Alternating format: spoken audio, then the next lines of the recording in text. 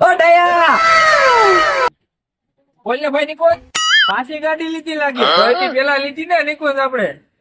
આ મારો નાનપણનો ભાઈબંધ કોને ખબર હું ધંધો કરતો હશે ને 2 મકાન છે 2 ગાડી છે હમણાં પાછી ત્રીજી ગાડી લઈ આવ્યો છે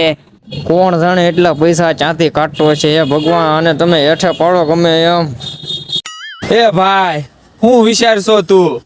કાંઈ નહીં મારા કરેલા હું ભગવાનને પ્રાર્થના કરતો હતો કે મારો નાનપણનો દોસ્તાર એટલો આગળ વધ્યો છે એટલો આગળ હજી વધે ને 2 ગાડી છે એ બદલે 4 ગાડી એને આપે હા મારા કલેજા અત્યારે છે ને કોઈનું સારું નથી જોયું તું મારું કેટલું સારું વિચારે છો